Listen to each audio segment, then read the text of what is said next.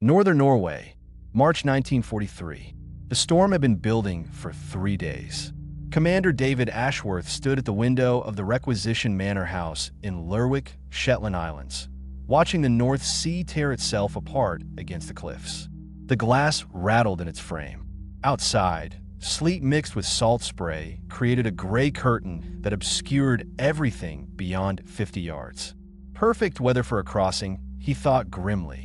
Perfect weather to die. On the desk behind him lay a folder marked Most Secret, Frostline. Inside were reconnaissance photographs taken at extraordinary risk by Norwegian resistance fighters.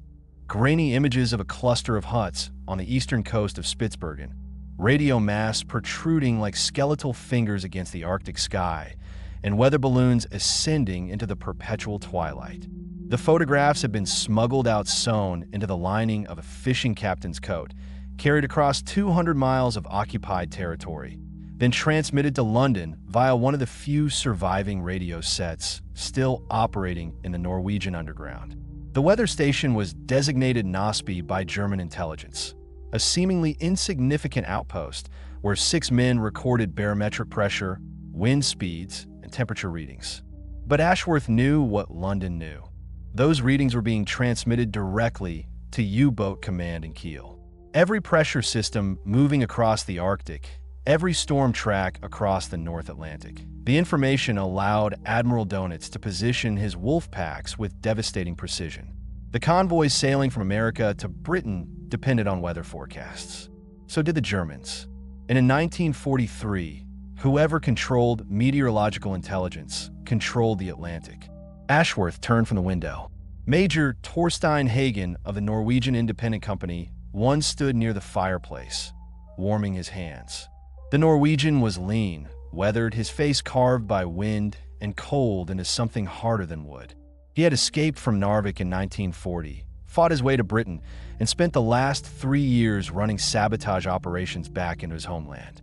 He knew the Arctic coast better than any man alive. Beside him sat Captain William Brenner, Office of Strategic Services, recently arrived from Washington with authorization to coordinate American intelligence assets in the region. Brenner was younger, educated at Yale, fluent in German and Norwegian. He carried himself with the confidence of someone who had never failed at anything, a dangerous quality in this kind of work. Ashworth sat down, opened the folder. "Gentlemen," he said quietly, "Frostline is approved. We have a narrow window, 10 days, perhaps 12. The polar ice is breaking up early this year. We can get a trawler within striking distance of Spitsbergen, but after that, you're walking in." Hagen nodded slowly. "How many men?" 12. 6 Norwegian, for British SOE, 2 American observers.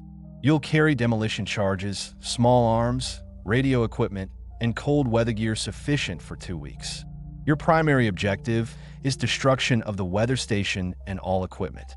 Secondary objective, capture of any Enigma materials, code books, or meteorological logs. An extraction? Brenner asked. A submarine will rendezvous with you at a designated point 70 kilometers south of the station. You'll have 4 days to make the journey on foot. If you miss the window, you'll winter on Spitsbergen. The room fell silent. Wintering in the Arctic meant 6 months of darkness, temperatures that could drop to 40 below zero, and no possibility of resupply. It meant death slowly. Hagen spoke first. "What about German reinforcements? If they realize we're coming?" "They won't," Ashworth interrupted. "We have a man inside their communications network." 2. The listener. Tromsø, occupied Norway. The same night, Eric Strand sat in the attic of a fisherman's cottage, headphones clamped over his ears, listening to the static hiss and crackle of the airwaves. His hand rested on the Morse key, fingers poised but motionless. Outside, the city slept under German curfew. Patrols moved through the streets at irregular intervals, their boots echoing off the wooden buildings. Somewhere in the harbor, a destroyer sat at anchor, its gray bulk barely visible against the darker water. Strand was 28 years old, a former telegraph operator for the Norwegian Postal Service. Before the war, he had transmitted weather reports, shipping manifests, routine administrative traffic. Now he transmitted intelligence that could sink ships, expose collaborators, and bring reprisals down on entire communities. He had been operating for 18 months. The average life expectancy of a resistance radio operator in occupied Norway was 6 weeks. The message came through at 2:17. 3 short bursts, encrypted, on the frequency reserved for emergency traffic. Strand copied it down, his pencil scratching across the paper in the dim light of a shielded lantern. When the transmission ended, he waited exactly 3 minutes, standard protocol to ensure no direction-finding teams were triangulating his position. Then began the laborious process of decryption. The message was from London. It contained coordinates, a date, and a single code word: Frostline. Strand felt his pulse quicken. He had been expecting this. For weeks, London had been asking for detailed reconnaissance of the northern coast, information about German patrol patterns, ice conditions, the location of supply depots. He had transmitted everything he could gather, piecing together fragments from fishermen, resistance contacts, even a drunken Wehrmacht soldier who had talked too much in a bar. Now it was happening. He encrypted his acknowledgement, tapped it out in rapid bursts, then disconnected the aerial and disassembled the radio. The components went into a false bottom beneath the floorboards. The aerial wire he coiled and hid inside a fishing net that hung from the rafters. Within 5 minutes, the attic looked exactly as it had before: dusty, cluttered, unremarkable. Strand descended the ladder, moved through the darkened cottage, and slipped out the back door.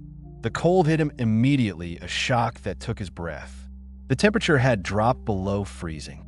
Snow was beginning to fall, light flakes that caught the faint glow of the aurora beginning to shimmer across the northern sky. He walked through the back streets, keeping to the shadows, moving with the practiced ease of someone who had done this 100 times. His destination was a boatyard on the edge of town where a man named Olsen repaired nets and sold bait. Olsen was also the leader of the local Milorg Cell, the underground military organization that coordinated resistance activities. Strand found him in the workshed, mending a trawl net by the light of a kerosene lamp. Olsen looked up, saw Strand's face, and set down his tools. "It's starting," Strand said quietly. Olsen nodded. "When?" "Soon. We need to prepare the coastal route. They'll be coming through in less than a week." "How many?" "At least a dozen. Probably more." Olsen was silent for a moment, calculating. Then he said, "The Germans have increased patrols along the northern routes. They're nervous. Something has them spooked." "They should be," Strand replied. "This isn't a raid. This is something bigger." 3. The Watcher. Abwehr headquarters, Tromsø. 1 week earlier, Hauptmann Friedrich Kessler sat at his desk, reviewing the latest batch of intercepted radio transmissions. The office was cramped, overheated by a temperamental coal stove that filled the room with acrid smoke. Outside, snow fell steadily, accumulating on the windowsills. Kessler had been stationed in Tromsø for 11 months, managing counterintelligence operations for the northern sector. It was a backwater posting, far from the decisive theaters of the war, but it was not without its complications. The resistance was active here, more active than Berlin seemed to realize.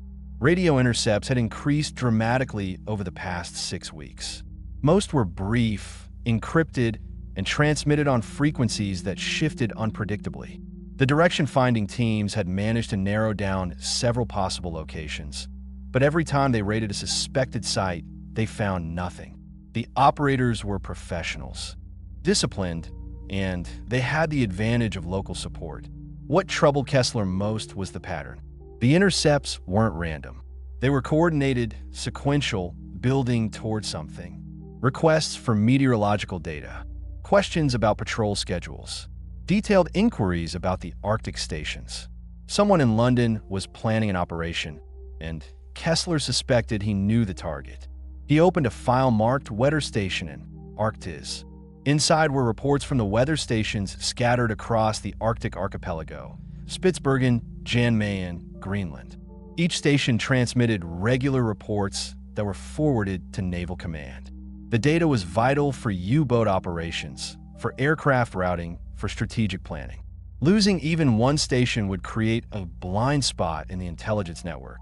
Kessler had recommended increased security at all stations 3 months ago. His request had been denied. Resources were stretched thin, he was told. The stations were remote, difficult to reach, and the British had shown no interest in them. Besides, who would be foolish enough to attempt a raid in the Arctic winter? But it wasn't winter anymore. The ice was breaking. The days were lengthening, and the intercepts continued. Kessler reached for the telephone, then hesitated. If he raised the alarm again and nothing happened, he would look paranoid. But if he said nothing and the British struck, he made his decision.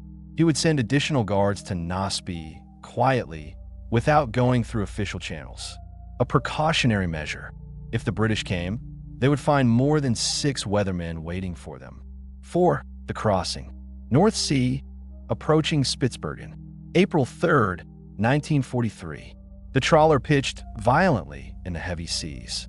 Major Hagen braced himself against the bulkhead, feeling his stomach lurch with each roll. Around him, the assault team sat in silence, faces pale in the dim light of the cargo hold. Some slept fitfully, others stared at nothing, lost in their own thoughts. The sound of the engine was a constant throb beneath the howl of the wind. They had been at sea for 4 days, pushing north through storms that would have driven any sensible fishing vessel back to port. But this was no fishing vessel, despite its appearance. The hull had been reinforced, the engine upgraded, and hidden beneath the deck were crates of explosives, weapons, and radio equipment.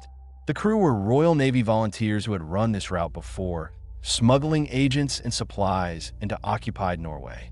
Captain Brenner sat across from Hagen, studying a map by the light of a red-filtered torch.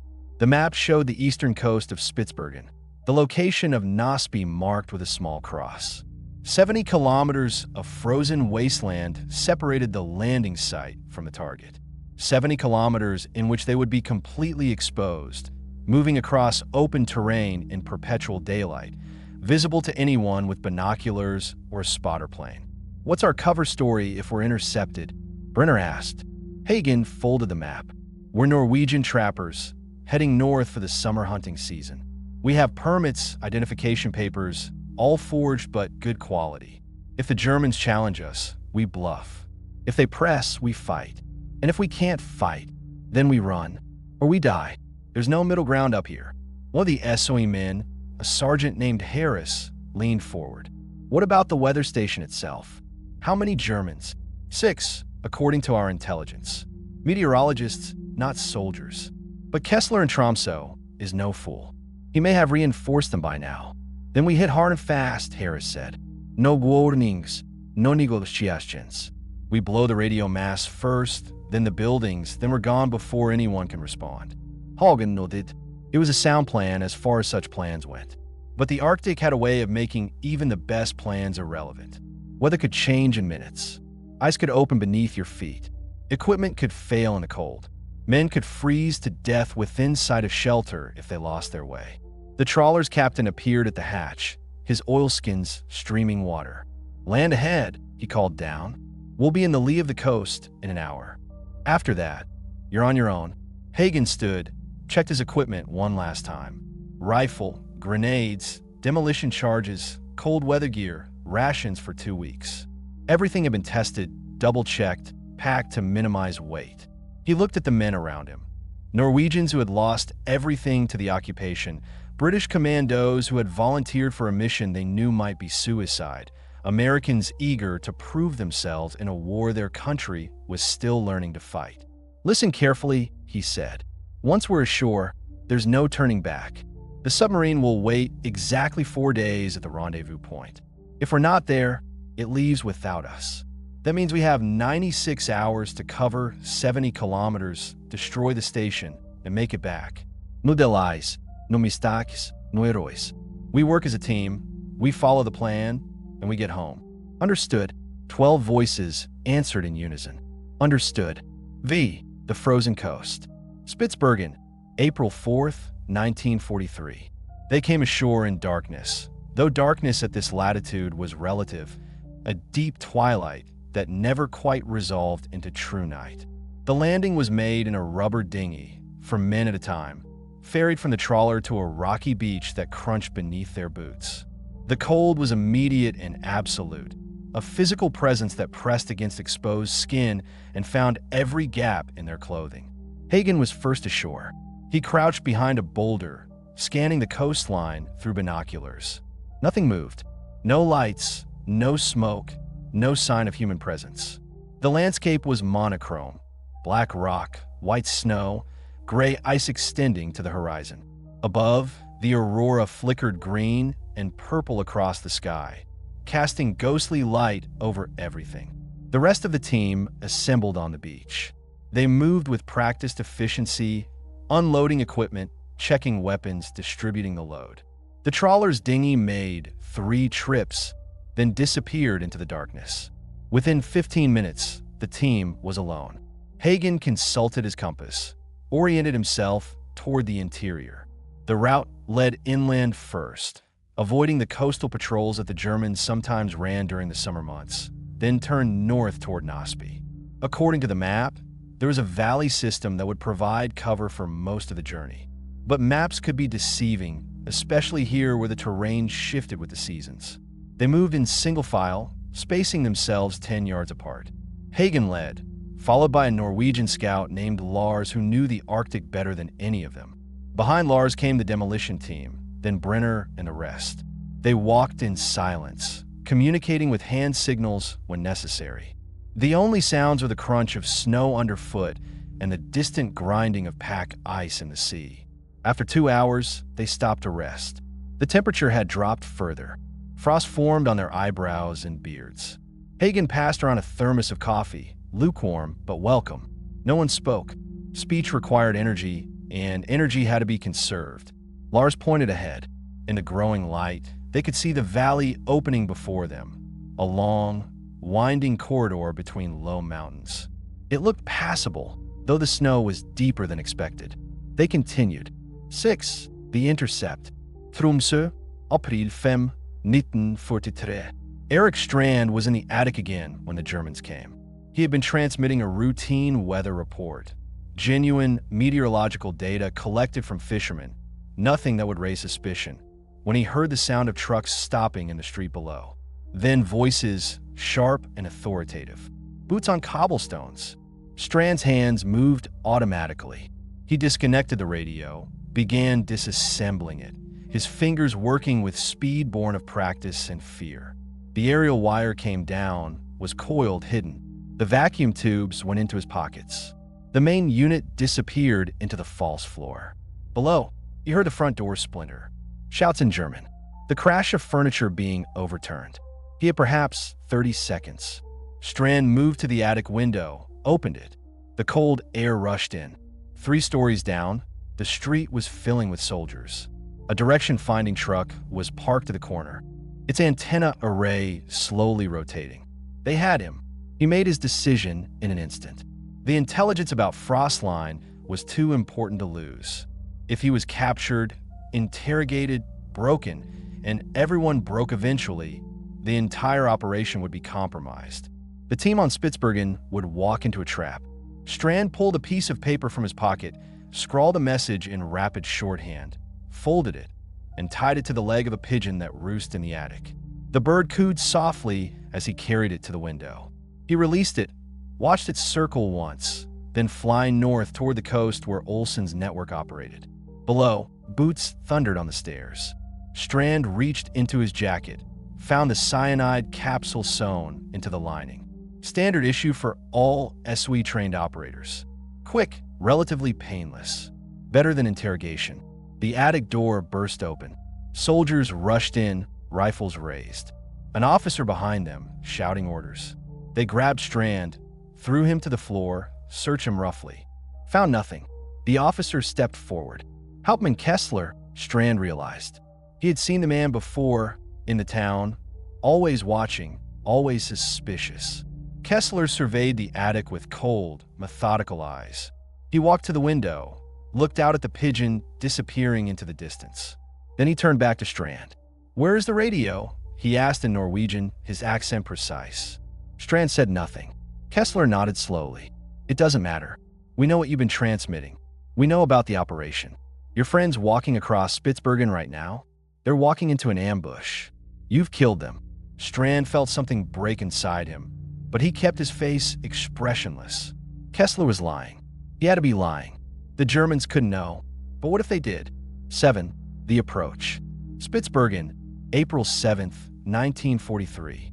Hagen's team reached the final ridge overlooking Naseby at 1400 hours on the third day. They had covered 67 kilometers in 48 hours, pushing through blizzards, across frozen rivers, over terrain that fought them at every step. 2 men had suffered frostbite, minor but painful. All of them were exhausted. Hagen crawled to the crest of the ridge, raised his binoculars. Below, in a sheltered valley, the weather station sprawled across the snow. 4 wooden huts, painted white for camouflage, connected by covered walkways. 3 radio masts, the tallest perhaps 30 meters high, cables anchored to the permafrost. A generator building, identifiable by the thin plume of exhaust. And men, more than 6. Hagen counted 12, possibly 15. Some wore the standard uniforms of Wehrmacht mountain troops. Others carried rifles, moved with military precision, established sentry positions around the perimeter. Kessler had reinforced them. Brenner crawled up beside Hagen, looked through his own binoculars.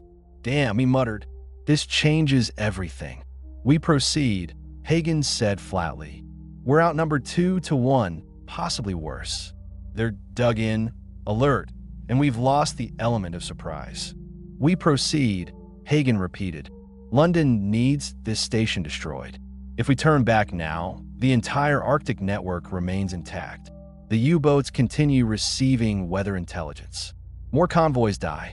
More men drown in the Atlantic." Brenner was silent for a long moment. Then he nodded. "Ow!" Hagen studied the station through the binoculars, calculating angles, distances, fields of fire. The plan that emerged was desperate, but desperation was all they had left. "We hit them at 2200 hours, he said. "The light will be low, but not dark enough for them to use flares effectively." Harris takes the demolition team and circles around to the north. Their objective is the generator and the radio masts. Once they blow the generator, we'll have maybe 3 minutes before the Germans regroup. That's when we assault the main huts. 3 minutes, Brenner said, against 15 men. 3 minutes, Hagen confirmed. And then we run like hell. 8. The assault. April 7th, 1943. 2200 hours. The explosion that destroyed the generator was louder than Hagen had expected. A deep, thunderous crack that echoed off the valley walls and sent a column of smoke and flame into the twilight sky. Immediately, the lights in the station flickered and died. Shouts erupted from the huts. Figures spilled into the open, running toward the blast site. Hagen's team rose from their positions on the ridge and charged down the slope. They covered the 500 meters in under 3 minutes, rifles firing as they ran. The Germans, caught between the demolition team to the north and the assault team to the south, scattered. Some returned fire. Others dove for cover. A machine gun opened up from one of the huts, tracers arcing across the snow. Sergeant Harris and his team were already at the radio masts. Shaped charges detonated with sharp cracks, severing the support cables. The tallest mast swayed, held for a moment, then toppled with a grinding shriek of twisted metal. Hagen reached the first hut, kicked open the door. Inside, 2 Germans were frantically destroying documents, feeding papers into a stove. Hagen shot one, the other raised his hands. Brenner zip-tied him, left him on the floor. In the communications room, the Enigma machine sat on a desk, still warm. Brenner grabbed it, stuffed code books into a canvas bag. Outside, the firefight intensified. Someone was screaming in German. Another explosion. Harris had blown the fuel depot. "Time! Hagen shoot that." They withdrew, dragging equipment, covering each other. The Germans regrouped, began pursuing. Bullets kicked up snow around Hagen's boots. A Norwegian fighter named Bjorn went down, hit in the leg. 2 men grabbed him, hauled him along. They reached the ridge, scrambled over, dropped into cover on the far side. Behind them, Naseby burned. Black smoke climbed into the sky, staining the aurora. The radio masts lay twisted in the snow. The generator was a crater. The Germans stopped at the edge of the station, unwilling to pursue into the wilderness. Hagen did a quick head count. 1 dead, a British commando named Davies, killed in the initial assault. 3 wounded, including Bjorn. They had the Enigma machine, the codebooks, and meteorological logs dating back 6 months. "Move," Hagen ordered. "We have 70 kilometers to the rendezvous and 36 hours to get there." They moved. 9. The extraction. Spitsbergen Coast, April 9th, 1943. The submarine surfaced at precisely 1800 hours, its conning tower breaking through the gray sea like a whale breaching. Hagen's team, strung out along the beach, exhausted beyond measure, saw it and felt something close to religious gratitude. They had walked for 36 hours straight, through a landscape that seemed designed to kill them. The wounded had been carried on improvised stretchers. Food had run out 12 hours ago. 2 men had severe frostbite. All of them were hypothermic, but they had made it. The submarine sent a dinghy ashore. The team loaded aboard in shifts, bringing the Enigma machine, the codebooks, the intelligence materials. Last came the wounded, then Hagen himself. As the submarine dove, Hagen stood in the control room, watching the depth gauge needle swing. Around him, the crew worked in practiced silence. The captain, a taciturn Scotsman named MacLeod, handed him a mug of hot tea. "Successful operation?" he asked. "Successful," Hagen confirmed. "Nasby is destroyed. We have their encryption materials. The Arctic network is blind." MacLeod nodded. "Then it was worth it." Hagen thought of Davies, dead in the snow, of Strand, whose fate remained unknown, of the Norwegian resistance fighters who had risked everything to make this possible. "Worth it," he repeated quietly. "Yes."